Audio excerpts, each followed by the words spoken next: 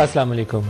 आजकल कौमी असम्बली और सैनेट से इस तेज़ रफ्तारी के साथ जो मुख्तलिफ़ एक्ट्स हैं उनको पास किया जा रहा है कि बाज़ औक़ात खौफ का एहसास होता है कि 15 बंदे बैठे हों कौमी असम्बली के अंदर और उन 1 घंटे के अंदर वो 15 अरकान जो हैं 29 बिल्स जो हैं उनके ऊपर मोहर लगा दें। अंगूठा छाप, बहस नहीं, कोई जायज़ा नहीं लिया। ये मैं इसको अंगूठा छाप का लफ्ज़ इसलिए इस्तेमाल किया, अदरवाइज़ पॉसिबल नहीं है कि आप 15 भी लोग हों तो उनको कुछ तो टाइम लगाना पड़ेगा। एक एक सफ़ाई उसका पढ़ी लें कि उसका पर्पज़ क्या है बिल का, तो वो स्टेटमेंट ऑफ ऑब्जेक्टिव भी पढ़ेंगे तो उससे ज़्यादा टाइम लग जाएगा, लेकिन वो भी नहीं पढ़े हुए। सैनेट में भी इससे ज़्यादा मुख्तलिफ पोजीशन नहीं है, लेकिन सैनेटर्स ने ख़ास तौर पर 4-5 सैनेटर्स ने बाज़ बिलों के ऊपर कुछ रोल अदा किया। मजमूई तौर पर कोई 10 रोज़ के अंदर 72 बिल्स हैं जो कौमी असम्बली और सैनेट से पास होकर निकल गए। अब ये बात हज़म होने वाली नहीं है। 72 बिल्स, कोई आपकी अकल फ़हम में आती नहीं है चीज़ कि ये क्या करने जा रहे हैं। बाज़ तो थे तालीमी इदारों के मतलब जिनको कह सकते हैं कि रिलेटिवली वो लेस कंट्रोवर्शियल है। आपको उन तालीमी इदारे बनाने हैं तो कोई बात नहीं, अच्छी बात है, लेकिन उसमें भी पढ़ना चाहिए कि वो तालीमी इदारे ने क्या पढ़ाना है, निसाब क्या होगा, कोई कंप्यूटर साइंस पढ़ाएंगे या कुछ और चीज़ें करेंगे, कहाँ बनेगा, उस्ताद कहाँ से आएंगे, बजट है या नहीं है, कागज़ों में सिर्फ पेट भरना है या उसके आगे प्लान भी कुछ है। सारी चीज़ों का जायज़ा लेके काम करने चाहिए ना, ताकि रिज़ल्ट ओरिएंटेड हो, जो काम करें उसका नतीजा भी निकले। वो नहीं हुआ। बाज़ मामलात में बहुत ज़्यादा एहतियात की ज़रूरत थी। आर्मी एक्ट अमेंडमेंट हुआ, उसमें कुछ चीज़ें बहुत अच्छी हैं कि जो लोग हसास नौइयत की पोजीशन ऑक्यूपाई करते हैं उनको 5 साल के लिए सियासत में हिस्सा लेने पर पाबंदी है। इसी तरीके से बाकियों के लिए 2 साल की पाबंदी है। कुछ और भी पाबंदियाँ और सख्तियाँ की गई वो लोग जो सर्विस के अंदर है। मेरे ख्याल में आर्मी के डिसिप्लिन का तकाजा यह है कि जो यूनिटी ऑफ कमांड है उसको चैलेंज कभी नहीं होना चाहिए, और जो लोग ISI, MI या हमारे एटॉमिक एनर्जी का प्रोग्राम है या और दीगर हमारी जो हसास सेंसिटिव पोस्टिंग है उसके अंदर एक वक्त गुजार के आते हैं, उसके बाद कॉन्फ्लिक्ट ऑफ इंटरेस्ट का उन्हें शिकार नहीं होना चाहिए। किसी एडवाइजरी रोल में किसी गैर मुल्की हुकूमत का मुलाजम नहीं बनना चाहिए, किसी ऐसे थिंक टैंक का हिस्सा नहीं बनना चाहिए जो पाकिस्तान के मुफादात के ख़िलाफ़ हो। वहाँ तक वो हिस्सा ठीक है, लेकिन उस पर भी बहस करके गौर करके उसको फिर पास करते हैं तो ज़्यादा अच्छी चीज़ होती है। उसकी ओनरशिप होती है कि आप क्या करना चाहते हैं। क्लैरिटी, शफाफियत, ट्रांसपेरेंसी वो हर चीज़ के अंदर जितनी आएगी उतना ही अच्छा होता है। एक बिल आया जिसको सेनेट के अंदर कुछ मेंबर्स ने जब सवाल उठाने शुरू किए तो फिर उसको रोका गया। वो था वायलेंट एक्सट्रीमिज़म के ख़िलाफ़। हालांकि वायलेंट एक्सट्रीमिज़म के ख़िलाफ़ कोई भी एफर्ट हुकूमत जो करे, सख्त तरीन भी, ये जो मुसल्लह जत्थे हैं इनके ख़ात्मे को यकीनी बनाने के लिए जो हमारे बेटों का लहू बहा रहे हैं, शहीद हो रहे हैं, फ़ौज के जवान, सिपाही, शहरी, सारे लोग शहीद हो रहे हैं, वो हर चीज़ काबिल सताइश है। लेकिन उसी के अंदर अगर एक लाइन में लिख दिया जाए कि पोलिटिकल ग्रुप भी साथ, तो वो एक लफ्ज़ जो है वो तमाम सियासी जमातों को उसके अंदर कवर कर लेता है। जहाँ वो प्राइवेट आर्म्ड मिलिशियाज़ को कुचलने की बात होनी चाहिए, वहाँ अगर कोई मुसल्लह जिद्दोजहद के साथ साथ सियासी तहरीक को भी डाल दें तो वो फिर मुतनाज़ा हो जाता है। इसी बिना पर चेयरमैन सैनेट ने उसको रोक दिया, उस बिल को। ऑफिशियल सीक्रेट एक्ट कौमी असम्बली से फटाफट मोहर लगा के पास हो गया। ऑफिशियल सीक्रेट एक्ट जो है उसकी कुछ क्लॉजेज जो मेरे सामने हैं, मैं अभी इसके ऊपर मुकम्मल जायज़ा नहीं ले सकता क्योंकि जब तक बिल का पूरा टेक्स्ट आप पढ़ के या बहस कौमी असम्बली में सैनेट में सुनी ना हो तब तक आपको, मेरे जैसे बंदे को तो कम अज़ कम समझ नहीं आती। और कौमी असम्बली ने हमारी जहमत ही नहीं की, क्योंकि मेरे ख्याल में जिस तरह मुझे समझ नहीं आ रही इस तरह हमारे कौमी असम्बली के अरकान को भी इसकी समझ नहीं है, वज़ीर-ए-आज़म समेत, शहबाज शरीफ समेत। इसलिए उन्होंने कहा इसको पास करके जान छुड़ाओ, समझ तो आ नहीं रहा तो इसको आगे जाने दो। सैनेटर्स ने बहरहाल रोक लिया, उन्हें कुछ समझ आ गई इसकी। वो कहता है कि पाकिस्तान के अमन अमान के ख़िलाफ़ इंटेलिजेंस अदारों के अहलकारों या मुखबरों की शनाख्त ज़ाहिर करना जुर्म तस्वर होगा। बिल्कुल ठीक है। कोई भी वो शख्स जो बिल वास्ता या बिला वास्ता बैरूनी कुव्वत या नॉन स्टेट एक्टर के साथ काम करता है वो मुल्क दुश्मन तस्वर होगा। जुर्म पर रुखसाने, साजिश करने या मुआवनत करने वालों को जुर्म में शरीक समझकर वही सज़ा दी जाएगी। इंटेलिजेंस अदारे ज़रूरत पड़ने पर बग़ैर वारंट के किसी भी वक्त किसी शख्स या जगह की तलाशी ले सकते हैं। इंटेलिजेंस इदारे शक की बुनियाद पर किसी किस्म की दस्तावेज़ात या दीगर मवाद जब्त करने और मुलज़म को गिरफ़्तार करने के मजाज होंगे, और इसी तरह की और सख्त क्लॉजेज़ हैं। मेरा जहन में यहाँ सवाल यह है कि इसके ऊपर ओवरसाइट है क्या? कौमी असम्बली और पार्लियामान की ओवरसाइट है? अगर इतना आप ब्लैंकेट इम्यूनिटी दे रहे हैं तो इंटेलिजेंस इदारों को बग़ैर आप मॉनिटरिंग मैकेनिज़्म के इस तरह की ब्लैंकेट इम्यूनिटी नहीं दे सकते। बहुत ही अच्छी काबिल तरीन एजेंसी भी है ना आपकी ISI है। पाकिस्तान में सबसे ज़्यादा इल्ज़ाम ISI पे लगता है ये पोलिटिकल इंजीनियरिंग का। IB है तो वो यही काम करती है, सारा दिन MNAs MPs के वो फ़ोन टेप कर रहे होते हैं, इसके अलावा उनको काम कोई नहीं तो ये सुसाइड अटैकर वगैरह ये धमाके धमूके शहरों में कैसे हो जाएंगे? अगर ये अपने काम कर रहे हो फिर तो ये नौबत आनी नहीं चाहिए। तो विदाउट ओवरसाइट मैकेनिज्म इतनी बड़ी आप इख्तियार दे रहे हैं, इसी बिना पे आज इसको कमेटी के सपोर्ट किया गया। कौमी असम्बली, मुझे हैरत है कि शहबाज शरीफ साहब को मद्दासराई करते हुए ना फ़ौज की, उनको लगता है कि ब्रेक नहीं लगती। वो कहते हैं कि फ़ौज बहुत अच्छे काम कर रही है, लेकिन इस तरह के जब बिल आते हैं तो उनको एहतियात करनी चाहिए। सियासत के अंदर फ़ौज का रोल नहीं होना चाहिए। जिस तरह फ़ौज के ऊपर 9 मई करना एक जुल्म था ना, अपने अदारे को कमज़ोर करने के मुतरादिफ था, इसी तरह सियासत के अंदर फ़ौज का रोल या एजेंसीज़ का रोल इतना बढ़ा दें कि कल को सियासत करना या किसी ग्रुप के लिए या काम करना मुमकिन ना रह जाए, तो वो भी गलत है। तो यहाँ PDM कसूरवार है, इसमें शरीक जुर्म है इस कामों के अंदर, उसको एहतियात करनी चाहिए थी, एहतियात नहीं की उन्होंने। सेनेट के अंदर कुछ अरकान जो बोले, मैंने उनके शॉर्ट निकाले, आपको सुनाना चाहूँगा। 8 या 9 अगस्त को इस हुकूमत ने जाना है, तो शहबाज साहब आई थिंक वो सारा कुछ करके जाना चाह रहे हैं जिससे उनके क्रेडेंशियल्स बहुत अच्छे हो जाए। पिंडी वालों की गुड बुक्स में लिखा जाए कि शहबाज शरीफ बहुत अच्छा काम का बन देते हैं, वो कर देता है। सुनिएगा सेनेटर्स ने क्या कहा। Janab Chairman, I come from the legacy of Shaheed Zulfikar Ali Bhutto, and I think I am now wasting my time over here, and I will tear up your bills. I come from the legacy of Shaheed Mohtarma Benazir Bhutto. मुझे ऐसे लग रहा है कि ये senate में नहीं भेजा गया, मुझे किसी राजवाड़े में भेज दिया जहां पे मेरी आंखों पे पट्टी हो और जो मिनिस्टर साहिबान कहें वो कहें कि दिन है तो मैं कहूँ दिन है, वो कहें रात है तो मैं कहूँ रात है। हुकूमत में होने का क्या ये मतलब लिया जाएगा कि हर चीज पे हमारे उस पे जो ना बात के ऊपर कदगन लगा दिया जाएगा कि चूंकि आपके वो 2-2.5 बंदे उधर बैठे हुए हैं तो इसलिए आपने जो ना इसमें बात नहीं करनी है।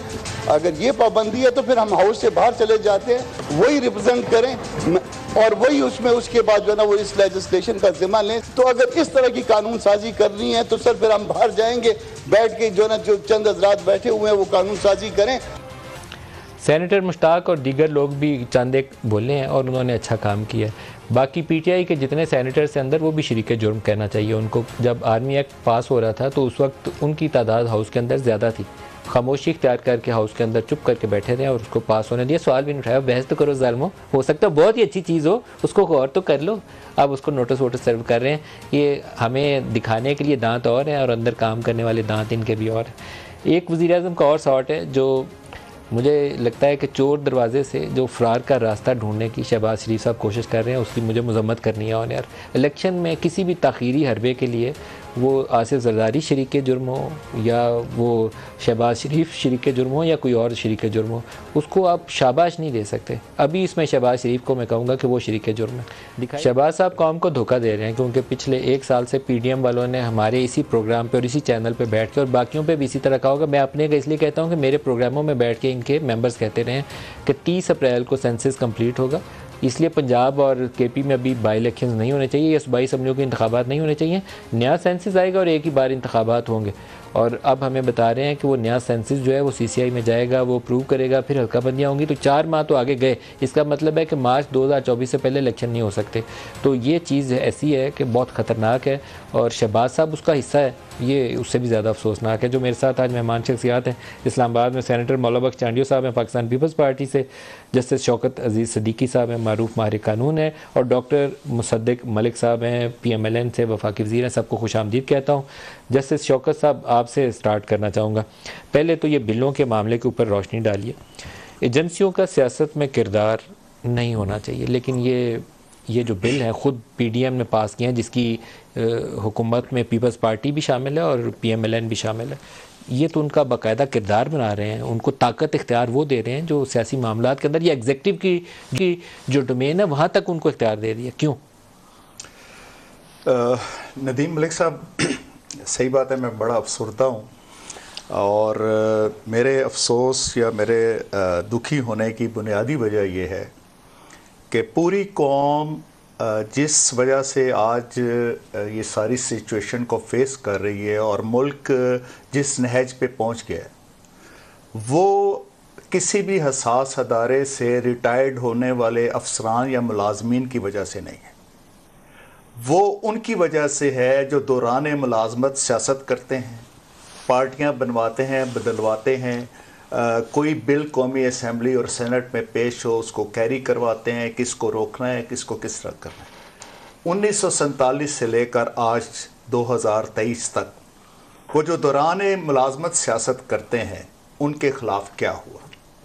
ठीक है, मैं तो ये देख रहा हूँ कि माजी में जो भी हसास अदारे या जिसको हम मिलिट्री इस्टेब्लिशमेंट कहते हैं कि वो जो काम झिझक के साथ, थोड़ा बहुत एहतियात के साथ, चाहे वो आइन को की आइन शिकनी करनी पड़े, किसी और मामले में मुदाखलत करनी पड़े, किसी और इदारे में जो है वो कब्ज़ा हासिल करना हो, उसको तो मौजूदा जो पार्लियामेंट है और मौजूदा जो हुकूमत है उसने तो बिल्कुल लीगल कवर दे दिया है।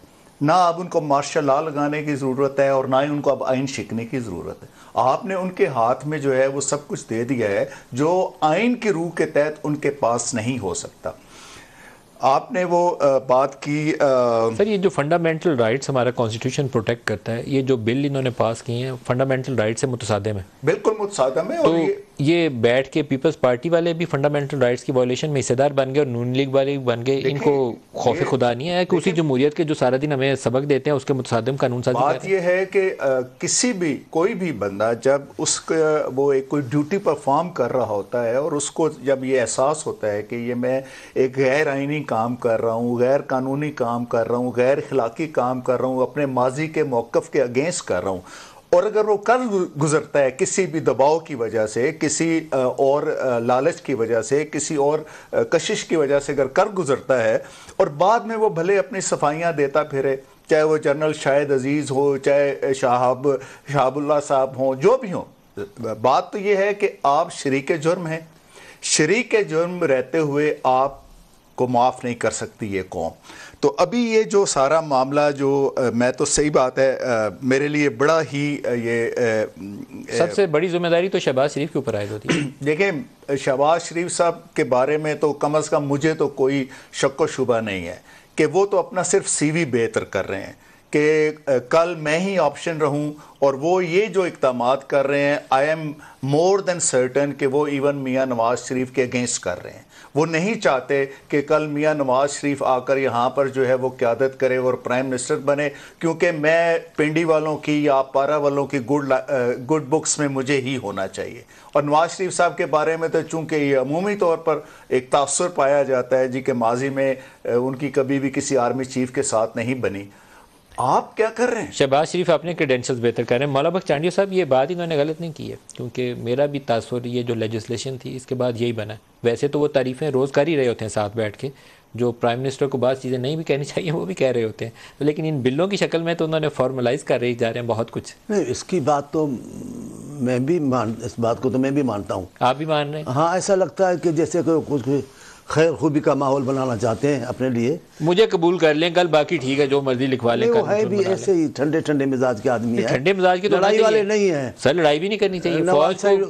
फौज से लड़ाई करना कोई कल की बात नहीं है। शुरू में से थे लेकिन बाद में लड़ाई खराब किया है, तो ये जरा वो रिकॉर्ड अब ठीक करना चाह रहा है। कानून साजी इज समथिंग डिफरेंट। एक है कि आप अच्छी वर्किंग रिलेशनशिप। हमारा कानून साजी पर इख्तिलाफ है। हम हमारे दोस्तों ने मौक़िफ़ लिया। कौमी असेंबली में आपने बिल पास करवाया है? नहीं, मुझे नहीं पता, लेकिन मैं ये कह रहा हूँ सर, पता मैं बता रहा हूँ, ऑफिशियल सीक्रेट एक्ट पास हो के कौमी असेंबली से गया। सेनेट में फिर किसने रोका है? सर, जिन सेनेटर ने रोका है सिर्फ उन सेनेटर को शाबाश। कौमी असेंबली में आपने बिल पार्टी के खिलाफ तो नहीं जाएंगे, अगर पार्टी हुक्म करे तो नहीं जाएंगे। कौमी असेंबली में पार्टी ने इजाजत दे दी।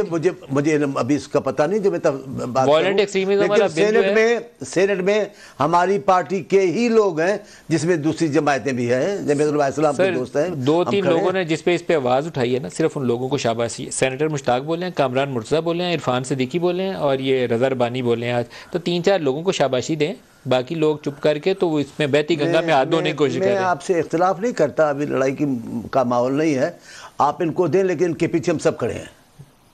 हम सब खड़े। कौमी असेंबली में आपको कोई रोक रहा था खड़ा होने से? मैं कौमी में मैं अपनी सेनेट की बात कर रहा हूँ, हम सब इनके साथ खड़े थे। अभी आप देखते चलाएं फिल्म देखें, हमारे दोस्त। क्या ये बिल इस शक्ल में, ये जो ऑफिशियल सीक्रेट एक्ट है, इस शक्ल में दुरुस्त बिल है?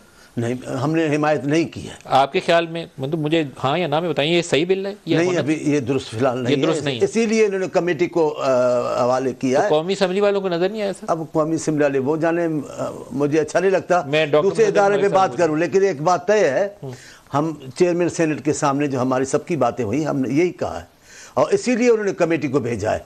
अगर हम सब राजी होते तो आज ही पास हो जाता। सर, डॉक्टर मुसद्दिक मलिक साहब, ये बिल जो है ये फंडामेंटल राइट से मुतसादिम है। जो कुछ आप इख्तियार दिए जा रहे हैं वो इख्तियार आपको नहीं देना चाहिए। जब तक पार्लिमान की ओवरसाइट ना हो, उसके ऊपर कोई लीगल कवर्स वो बाकायदा ना हो, पीछे आपको करना हो कि फंडामेंटल राइट्स की खिलाफ वर्जी ना हो जाए, किसी जो सिविल लिबर्टीज़ हैं उससे मुतसादिम ना हो जाए, आप ऐसी कानूनसाजी नहीं कर सकते। आप करे जा रहे हैं, अट्ठे जा रहे हैं, अट्ठा ठक करे जा रहे हैं। 70-75 बिल आपने पास कर दिए, क्यों?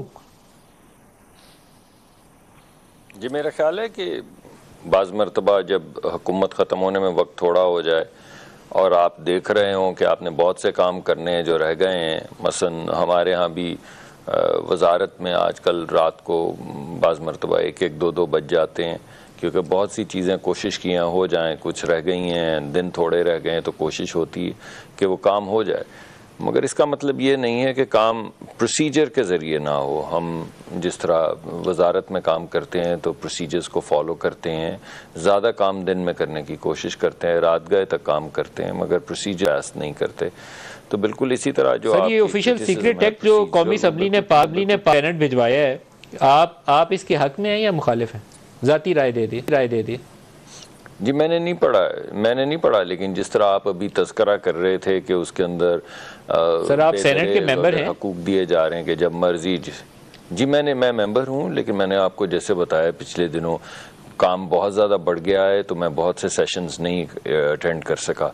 लेकिन आपकी ये क्रिटिसिज्म, वायलेंट एक्सट्रीमिज्म वाला बिल था, वो आपने पढ़ा था? हमें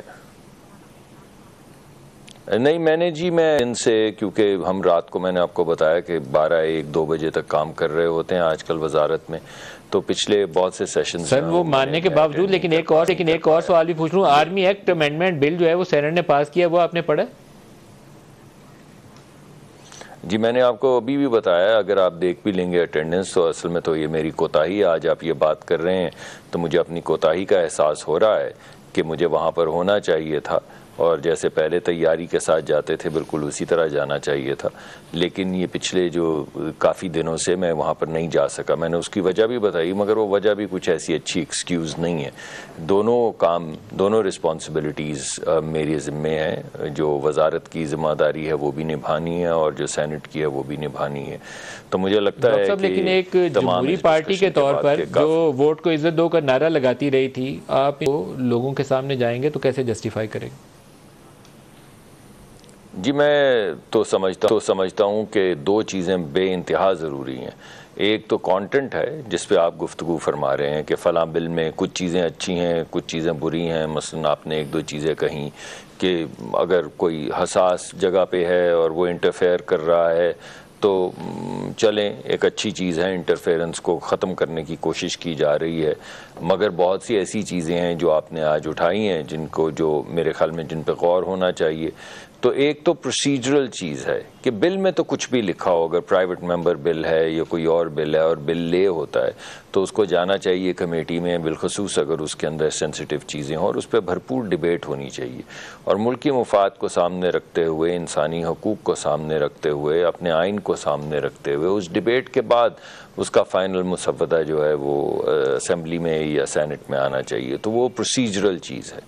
और दूसरी जो है वो कंटेंट है।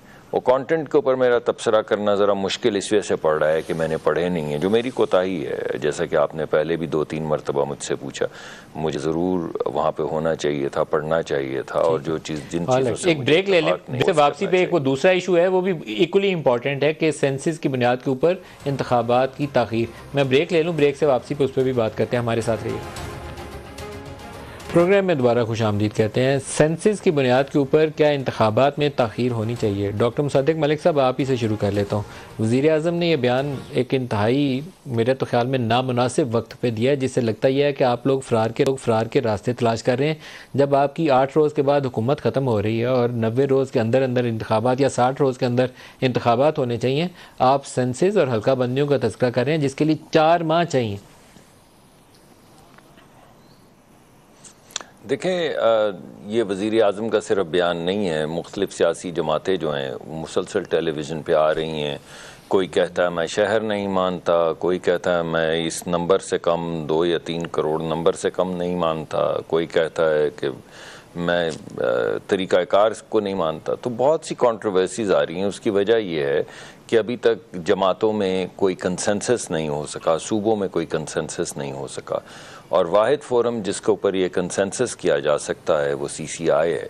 तो अब दोनों मामलात जो हैं वो CCI में ले जाए जाएंगे ताकि तमाम सियासी जमातें भी और तमाम सूबे भी बैठ के इस पे बात करें कि जो हमने इलेक्शन करवाना है, अगर आज हम कहते हैं पुराने सेंसस के ऊपर जो पहले हमारा मौक़िफ़ भी था उसका ऐलान भी किया गया, मुख्तलिफ वज़रा ने किया, तो उसके बाद आपने देखा कि मुख्तलिफ सियासी जमातें जो हैं वो मैदान में उतर आई और उन्होंने कहा हम तो ऐसा इलेक्शन ही नहीं मानेंगे, हम तो ये इलेक्शन नहीं होने देंगे वगैरह वगैरह, हमें तहरीक पे ना उकसाया जाए। जो वज़ीर-ए-आज़म का बयान है, अब ऑन रिकॉर्ड ये बयान वो दे चुके हैं कि आइंदा इलेक्शंस नए सेंसस के ऊपर होने चाहिए, और नया सेंसस अभी CCI ने वो लेकर जाएंगे ना, गजट नोटिफिकेशन भी नहीं हुआ, उसके बाद कम अज़ कम 4 माह हल्का बंदियों के लिए दरकार है। हम मार्च 2024 से पहले का इलेक्शन नहीं देख रहे। तो ये बयान 30 अप्रैल 2023 को दे सकते थे जब वो सेंसस कंप्लीट हो रहा था, लेकिन उन्होंने आज आके अगस्त में दिया है। ये मैं समझना चाहता हूँ क्यों। जी मैं उसी की आपको बता रहा हूँ, उसकी वजह ये कि जो डिबेट है किसी सिरा नहीं चढ़ रही। अभी मैंने आपको कई जमातों का नाम लेना मायूब है, अच्छी बात नहीं है, मगर आपको भी मालूम है कौन कौन से सियासतदान और कौन कौन से जो मुख्तलिफ जमातें क्या क्या बयान 30 अप्रैल को भी ऐसी सूरत हाल थी ना, 30 अप्रैल को कर लेते। जी वो देखिए सेंसस के ऊपर जो काम है वो तो चल रहा था, पहले सेंसस हुआ, उस पर एतराज़ात उठे और बहुत से एतराज़ात सही भी उठे, फिर उनकी तस्हीह भी की गई। तो ऐसा तो नहीं है कि एक जो नॉर्मल प्रोसीजर था उसमें चल रहा था। मुझे तो ज़्यादा जो गुस्सा है वो उस प्रोसेस के ऊपर है कि पूरे प्रोसेस के बाद कोताहियाँ कैसे निकल आएंगी, ऐसा नहीं होना चाहिए कभी भी। तो मगर बहरहाल अब एक सेंसस हो गया, अब उसके अंदर जो थोड़े बहुत झोल थे वो भी दूर कर दिए गए हैं, मगर अब क्योंकि सियासी जमातें नहीं मान रही तो इसका बेहतरीन तरीक़ाकार ये है कि इसे CCI में ले जाया जाए, जहाँ पे तमाम सूबों की रिप्रेजेंटेशन हो, मुख्तलिफ सियासी जमातों की रिप्रेजेंटेशन हो, और वहाँ बैठ के इसके ऊपर डिस्कशन करने के बाद एक कंसेंसस जो है उसे किया जाए। तो यही मेरे ख्याल में वज़ीर चांडियो साहब से चले। अब चांडियो साहब, शहबाज शरीफ साहब ने जो बयान दिया है कि आइंदा इंतखाबात नए सेंसस के ऊपर होने चाहिए, आपको ये नहीं लगता कि ये बिल्कुल उस टाइम के ऊपर जब एक हफ्ता रह गया है, ये इलेक्शन से फरार की कोशिश? पहले मरदमशुमारी जब हुई तो हमारी पार्टी ने, हम चीफ मिनिस्टर सिंध ने तो वाज़ेह मौक़िफ़ अख्तियार किया, हमने उन तहफ़्फ़ुज़ात का इज़हार किया उस मरदमशुमारी पर हमारी पार्टी। सर ये तो अप्रैल के महीने में आने शुरू हो गए थे ना तहफ़्फ़ुज़ात, ये तो अभी वाली बात है ना, अभी हम अप्रैल 2023 में आ गए थे। मैं ये कह रहा हूँ हमने गदिश्ता पे भी एतराज़ किए, लेकिन वो हमारी सुनाही दी नहीं उस ज़माने में हुकूमत का। तो आपकी पार्टी क्या चाहती है कि अब नया सेंसस नोटिफाई हो, नई हल्का बंदियाँ और फिर इंतखाबात में जाया जाए? हम चाहते यही है, अब ये चाहते हैं, लेकिन हम इंतखाबात में किसी भी सूरत में देर नहीं चाहते। पार्टी नहीं चाहती कि इंतखाबात मुलतवी अल्तवा का शिकार बन जाए और कोई और गलत फहमियाँ पैदा हो जाएं कि हम किसी हुकूमत को टूट देना चाहते हैं, ये नहीं है। हमें जो इंतजामात करने हैं कि मरदमशुमारी की भी बात है, अगर नई फौरी तौर पे नहीं हो रही तो भी हमें जो तहफ़्फ़ुज़ात हैं रहेंगे, इस मरदमशुमारी पे भी हमें तहफ़्फ़ुज़ात हैं, लेकिन हम इंतखाबात किसी भी सूरत में पीछे लेके जाना नहीं चाहते। 90 रोज़ से आगे आप नहीं चाहते कि इंतखाबात जो इंतखाबात मुद्दत है उसी मुद्दत में होना चाहिए, और आगे गए तो पीपल्स पार्टी उसकी हिमायत नहीं करेगी। अब ये तो मैं इतना पावरफुल तो नहीं कि मैं ये ऐलान कर दूँ। अपनी ज़ाती हैसियत में बता दें। ज़ाती हम जब मैं कह रहा हूँ कि वक्त पर होने चाहिए तो ज़ाती हैसियत में तो हो गई, पर ये मेरी पार्टी का भी मौक़िफ़ है कि वक्त पर होने चाहिए। अल्तबा किसी भी हालत में हम नहीं चाहेंगे, हम नहीं चाहते कि इंतखाबात जैसे शौकत साहब कौमों के लिए बेहतर है, पाकिस्तान के मफाद के मुताबिक है कि इंतखाबात वक्त पर हो और ऐसे इंतखाबात हो जिस पर पूरी कौम को काबिल कबूल इंतखाबात हो। जैसे शौकत अली सिद्दीकी साहब, जो तरीक़ाकार वज़ा किया गया था ना इस दफ़ा सेंसस का, बड़ा मॉडर्न था, टैबलेट्स लेके किया गया था। उसमें टेम्परिंग जब तक आप इंटेंशनली करने की कोशिश ना करें वैसे हो नहीं सकती थी। एक उसमें फ्लॉ था कि ID कार्ड की शर्त नहीं थी। से हमने देखा बलूचिस्तान की आबादी 1 करोड़ से बढ़ के 2 करोड़ हो गई, पंजाब वाली साइड से 7 परसेंटेज पॉइंट डिक्रीज़ आ गई, कराची को पहले 1 करोड़ साइज़ दिखाया, फिर प्रोटेस्ट आई तो 2 करोड़ पे ले गए। तो ये वो नंबर थे जो मैं और आप मेज़ पे बैठ के कैलकुलेशन पूरी करनी हो ना तो कर सकते हैं। 22 करोड़ को हम 25 करोड़ पे आबादी बना दी। अब हफ्ता रह गया सिर्फ, ये 30 अप्रैल से मुझे और आपको सबको पूरी कौम को पता है कि ये नंबर्स हैं और इस तरीके से आए हैं। अब हम कह रहे हैं नहीं, नया सेंसस CCI में ले जाएंगे। क्या कर रहे हैं, क्या चाहते हैं हम? मलिक साहब, मेरे ख्याल है कि ये मरदमशुमारी के हवाले से सबसे ज़्यादा जो एतराज़ात आए वो कराची से आए, और जो मुसद्दिक मलिक साहब गालिबन जिन जमातों का हवाला दे रहे हैं वो कराची के हवाले से ही। मिनिस्टर सिंध दोनों ने प्रोटेस्ट किया इसके ऊपर जी, वहाँ पे जमात इस्लामी ने बहुत ज़्यादा इसको किया और हाफिज़ Naimur Rahman is on record, तो वो ये कहते हैं कि कराची की आबादी 3 करोड़ है, आप 3 करोड़ क्यों नहीं शो कर। और जाहिर है फिर आबादी के हिसाब से आपने कौमी असम्बली की नशिस्तों का तयन करना है, वो सारी बात। तो अभी की मौजूदा मसलन जिस मरदमशुमारी के मुताबिक तो उनकी पहले से भी एक नशिस्त कम हो रही है। सर एक चीज़ आप जहन में रखिएगा कि अभी जो कॉन्स्टिट्यूंसीज़ हैं एनएस की और या प्रोविंशियल की, वो आपकी इस कौमी असम्बली में 2/3 मेजोरिटी के साथ आप पास कर सकते हैं कॉन्स्टिट्यूशनल अमेंडमेंट के जरिए, वो अभी चेंज नहीं हो सकती। मैं असल में वो जो इलेक्शन के हवाले से मैं वो बात करना चाह रहा हूँ। देखें ये तो आप एक है, ये आप CCI में ये लेके जा रहे हैं, वो रिक्वायरमेंट है, कॉन्स्टिट्यूशनल रिक्वायरमेंट है, अगर रिजल्ट्स नोटिफाई करने हो फिर रिक्वायरमेंट वो रिक्वायर। लेकिन अब बात ये है कि आप आज ये मौक़िफ़ इख्तियार कर रहे हैं जी कि उसके नोटिफाई होने के बाद फिर हल्का बंदियाँ होंगी और सारा वो गज़ट नोटिफिकेशन हो जाए, देन इट्स मैंडेटरी कि आपको नहीं हल्का बंदियाँ करनी। बात तो ये है कि अगर वो गज़ट नोटिफिकेशन नहीं होता और आप पूरी मरदमशुमारी के हवाले से ही एतराज़ात एक्सेप्ट कर लेते हैं और फ़र्ज़ करें एक ये चीज़ सामने आ जाती है जी कि नए सिरे से मरदमशुमारी की जाए। नो डाउट किसी भी नए इलेक्शन के लिए एक रिक्वायरमेंट है कि मरदमशुमारी पे हो, नए हल्का बंदियाँ हों, सारी ये कॉन्स्टिट्यूशनल रिक्वायरमेंट है। लेकिन देखिए हर काम करने का एक वक्त होता है। ये मुझे अच्छी तरह याद है कि जब ये वोट ऑफ नो कॉन्फिडेंस के बाद ये मामला सुप्रीम कोर्ट में लैंड किया और जब चीफ इलेक्शन कमिश्नर साहब को बुलाया गया तो उन्होंने यही बात कही थी कि जी हमने मरदमशुमारी करनी है, हल्का बंदी करना और हम ज़्यादा से ज़्यादा अक्टूबर में ये इलेक्शन करवा सकते हैं। 8 अक्टूबर की तारीख थी। ठीक है जी। अब अक्टूबर, नवंबर, दिसंबर और आज आपके 7वां महीना भी कंप्लीट हो के हम 8वें महीने में दाखिल हो चुके हैं। ऑलमोस्ट 1 साल हो चुका है। तो ये हर काम करने का एक वक्त होता है और जैसे कहते हैं ना हर राग का एक समय होता है। अब इसी तरह ये कानून साजी के हवाले से मैं थोड़ी सी एक बात ऐड ये करना चाहूँगा। देखें, आपको ये नहीं लगता कि शहबाज शरीफ ये एक वो रास्ता है जिससे इसके पीछे छुप के हम राय फरार ढूंढे हैं ना, वो इसके पीछे छुप के राय फरार इख्तियार कर। देखिए असल में बात यह है कि आप एक कहते तो हैं जी हम बड़े आइन पसंद हैं, लेकिन आइन की जो रिक्वायरमेंट है, जो मैंडेट है, जो तकाजे हैं उसके मुताबिक आप अपना रोल नहीं सर इसके बाद 254 का सहारा लेंगे ना, वो कहेंगे कि रिजल्ट्स नोटिफाई हो गया, अब क्या करें, अब तो 90 रोज में हो नहीं सकता। तो 254 तो है, वो एक आप ये समझ लें ना, वो ऐसे है कि जी कि आप अगर कॉन्स्टिट्यूशन के अंदर कोई लिमिट प्रोवाइड है किसी एक्ट की और वो अगर काम उस टाइम लिमिट में नहीं होता तो उसके बाद 254 का क्वेश्चन सर अगला ही उसी को इस्तेमाल करेंगे। मैं ये सब देखें, मैं ये अर्ज करना चाह रहा हूँ कि देखें ये जितनी भी ये प्रैक्टिस है ये बिल्कुल कॉन्स्टिट्यूशन को डिफीट करने की प्रैक्टिस है और आप जो फंडामेंटल्स हैं कॉन्स्टिट्यूशन के उनको आप चेंज नहीं कर सकते और ना पार्लियामेंट के पास ये इख्तियार है और ना इस तरीके से कोई ऐसी बात करनी चाहिए कि जिसकी बुनियाद पर मुल्क के अंदर अनसर्टेनिटी में इजाफा हो, मुल्क के अंदर लॉ एंड ऑर्डर की सिचुएशन जो है वो मज़ीद बढ़े। मुझे अच्छी तरह याद है ईरान और इराक की जंग हो रही थी तो उस जंग के दौरान भी उन्होंने अपने इलेक्शन करवाए।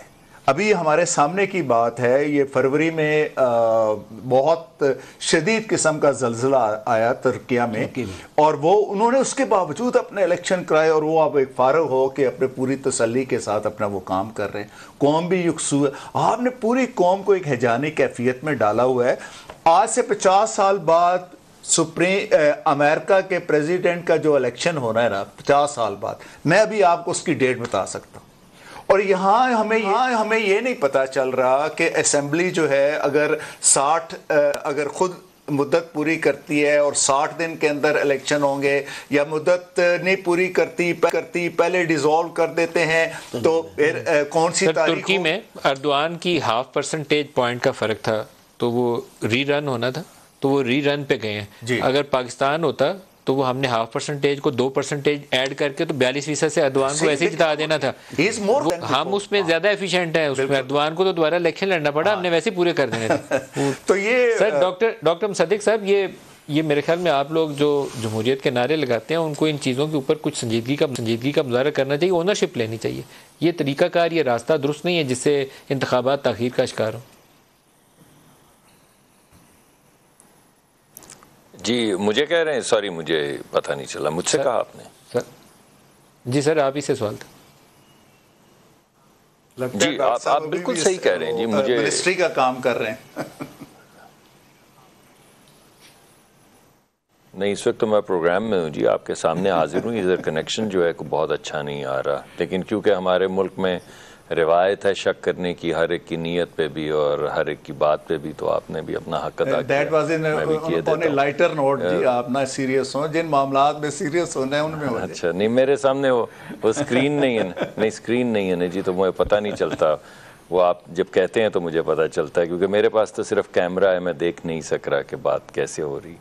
तो मैंने कहा मैं वजाहत कर दूं, लेकिन आपका अगर लाइटर नोट में है तो बिल्कुल आई कम्प्लीटली एक्सेप्ट। लेकिन मेरा तो इस मामले में 100% आपसे एग्रीमेंट है। मैंने हमेशा कहा है कि इलेक्शन जो है वो वक्त से होने चाहिए और आइन के और कानून के मुताबिक होने चाहिए। अभी जो हमारे सामने मामला मैंने पहले भी जो आपके सामने रखा है, वो मुख्तलिफ सियासी जमातें उठा रही हैं, यानी वो बाकायदा ये कह रही हैं कि या हम तहरीक चलाएँगे या इलेक्शन को मानेंगे नहीं, तो इलेक्शन सस्पेक्ट हो जाएगा, उसके अंदर बहुत सी प्रॉब्लम्स आ जाएंगी। तो इसका हल ढूंढने की तरफ जाना चाहिए। तो इसका हल ये है कि अगर ये तमाम CCI में लोग अग्री करते हैं कि वक्त से इलेक्शन भी होने चाहिए और नई हल्का बंदियों पे या नए सेंसस के मुताबिक होने चाहिए, तो जहाँ पे 100 लोग काम करते हैं और 4 महीने की मुद्दत दी जाती है इलेक्शन कमीशन को, वहाँ पे 300 लोग ले लिए जाएं, 400 लोग ले लिया जाएं और कोशिश की जाए कि ये हल्का बंदियों का काम जो है अगरचे कॉम्प्लेक्स है, लेकिन करते तो लोग ही हैं, घंटे लगाने हैं ना। तो अगर आपने 500 घंटे या 600 घंटे लगाने तो आप ज़्यादा लोग रख लें, ताकि एक आध महीने के अंदर ये काम ख़त्म हो सके। और 90 दिन के अंदर अंदर आपने अगर इलेक्शन करवाने हैं और 1 महीने में या 1.25 महीने में ये हल्का बंदी का काम हो जाता है, तो फिर आपके पास वक्त होगा वक्त से इलेक्शन करवा लेने का। तो मेरा ख्याल में कोई ऐसा रास्ता, वैसे तो ये मेरी तो तजावीज़ ही हो सकती हैं, ये फ़ैसला तो इलेक्शन कमीशन को करना है, उन्हीं की ज़िम्मेदारी है, लेकिन मेरा ये ख्याल है कि रिसोर्स को इंक्रीज़ कर दिया जाए, ताकि ऑलरेडी हमारे यहाँ बहुत सी ऐसी चीज़ें हैं जो सुप्रीम कोर्ट में सेटल हो सकती थी, वो नहीं हुई, वो भी कंट्रोवर्सी साथ के साथ चलती रही। अब नई कंट्रोवर्सीज नहीं क्रिएट होनी चाहिए। तो अगर सियासी जमातें, डॉक्टर साहब क्या केयर टेकर्स के नाम के ऊपर इत्तेफाक राय हो गया है, क्योंकि सब चीज़ों में टाइम इज़ एन इशू, क्या केयर टेकर वज़ीर आज़म के नाम के ऊपर इत्तेफाक राय है कि वो नाम कौन सा होगा जी? या वो इलेक्शन कमीशन में जाएगा? आपस में बैकडोर जी नहीं, मेरे तो ख्याल है कि ये पहले ही तय हो जाएगा। मेरा ज़ाती ये ख्याल है, मेरे पास कोई उसका एविडेंस नहीं है, लेकिन मेरे ख्याल में बैकडोर पे आपस में गुफ्तगू का प्रोसेस जो है वो शुरू हो चुका है और वो डिस्कशंस आगे चल रही हैं। मुझे ज़ाती तौर पे लगता था 1 आध हफ्ता पहले कि एक हम सेटलमेंट की तरफ जा रहे हैं, लेकिन अब मुझे लगता है कि अभी और इस पे गुफ्तगू करनी होगी, कुछ और डायलॉग करना होगा। तो मेरे ख्याल में आने वाले चंद दिन के अंदर अंदर कुछ, मुझे बताया भी लोगों ने कि फ़लाँ से मिल रहे हैं, शायद वज़ीर आज़म भी मिलें, शायद मिले, मुझे नहीं, मैं किसी उनके बिहाफ पे नहीं कुछ कहना चाहता, लेकिन आई एम प्रीटी श्योर कि ये हुकूमत का वक्त ख़त्म होने से पहले इंशाल्लाह एक कंसेंसस हो जाएगा और कंसेंसस के ज़रिए हम आगे बढ़ जाएंगे। चांडियो साहब, क्या इत्तेफाक राय है केयर टेकर के नाम के ऊपर? मेरा ख्याल है कि हो जाएगा और सारी पार्टियां मुत्तफिक हैं कि वक्त पर हो और केयर टेकर के नाम के ऊपर इत्तेफाक राय है। तो आप कहते हैं, मेरे को जहन में अंडरटेकर आ जाता है कि ज़रा उसका भी जब आप अंडरटेकर कहते हैं तो आपके जहन में एज ए प्राइम मिनिस्टर कौन सा कैंडिडेट होता है जो आप अंडरटेकर कह रहे हैं? अब ये बता दें आप। मैं प्राइम मिनिस्टर का एहतराम करता हूँ, जिनके नाम सामने आए मैं नाम ले देता हूँ, आप बता दीजिएगा कि अंडरटेकर आपको कौन सा लगता है। मेरी पार्टी का उन पर एतमाद है, हम उनके साथ हैं, मैं ऐसी कोई गुस्ताखी नहीं कर सकता। हम अपने उसूल की बात कर रहे हैं। वक्त पर इंतखाबात होने चाहिए, गैर जानिबदाराना होना चाहिए, ईमानदाराना होना चाहिए, और वो जो केयर टेकर आएगा वो गैर जानिबदार होगा, वही हम उसी की बात कर रहे हैं। हम इंतखाबात को आगे लेके जाने के हामी नहीं हैं, हम आवाम को मायूस करने के नहीं। महंगाई ने बेड़ा गर्क कर दिया हुआ है इस हुकूमत का, महंगाई इतनी बढ़ गई है, आज बढ़े हैं, फिर रात को तेल और पेट्रोल और डीजल। शहबाज शरीफ की है कि आप दोनों की है? हम सब उनके साथ हैं। साथ है ना, तो फिर आप सारों को मार पीट। तो मैं अभी तब कह रहा हूँ, मैं कब कह रहा हूँ, मैंने कहा कि वो इतनी महंगाई है, इतनी मुसीबत है कि उसको झेलना ही बड़ा मसला हो जाएगा और हम मसाइल नहीं उठा सकते फिलहाल। सर शौकत अजीज़ सिद्दीकी साहब, इमरान खान के ऊपर काफ़ी फोकस है पीडीएम वालों का। इनका दिल है कि वो जिस तरह पिछले इलेक्शन में नवाज शरीफ जेल में था और नाहल था, तो कोई तरीकाकार निकाला जाए कि इमरान खान भी नाहल में और जेल में और फिर आइंदा इलेक्शन। और मेरे ख्याल में ये तखीरी हरबों की जो तरीके नाम हमारे सामने आ रहे हैं ना, उसके पीछे एक ये मनफी सोच अमल उसका भी होगा। तोशा खाना का केस सुबह लगा हुआ है। एक वो जज साहब के ऊपर, हुमायूं दिलावर के ऊपर इन्होंने बोला था, उसकी फेसबुक पोस्ट आ गई हैं। वो तो FIA ने आज जो रिपोर्ट दी है उससे उन्होंने कहा कि URL से बज़ाहिर इस्टेब्लिश नहीं होता। मालूम नहीं, अगर इनके पास कोई एविडेंस होगी तो सुबह अदालत में दे देंगे। तोशा खाना में कल सुबह कार्रवाई इंडाइटमेंट की तरफ जा सकती है। आपको ख्याल में इतना तगड़ा केस है कि नवाज वहाँ पे इमरान खान को डिस्क्वालीफाई करके या सज़ा हो जाए? अगर उसको तगड़ा कर केस है तो क्या नवाज शरीफ, जरदारी या वो लोग जिन्होंने तोशा खाना से ताइफ लिए, उनको भी बाकायदा उसी कटहरे में ला के पूछना नहीं चाहिए? जी, पहली बात तो ये है कि देखिए, ये जो सेशन ट्रायल है ये in accordance with section 265 CRPC का होता है। उसके आगे मुख्तलिफ प्रोविजन है। और कल जो बेसिकली कल जो डेट है वो है कि प्रोसिक्यूटर ने अपने केस को जो है वो सम अप करना है और उसके उसमें वो देंगे जवाब, जो इमरान खान साहब के वकील हैं। हाँ, अगर इन्होंने पहले एविडेंस सेड्यूस की हुई होती या ये ख़ुद अपनी 340 विद इन ब्रैकेट 2 सेक्शन के तहत अपने बयान देने के लिए पेश होते तो फिर जाहिर है ओपन भी इन्होंने करना था। मैं बिल्कुल कोई उसमें मुझे जो लगा है कि conduct of case on behalf of Imran Khan was too casual और संजीदगी से नहीं लिया गया।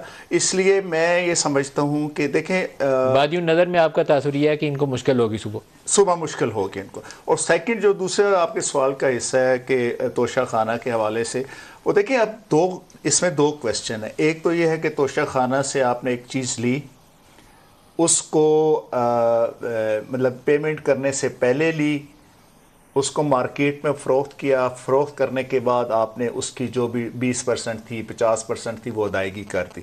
ये एक और इशू है।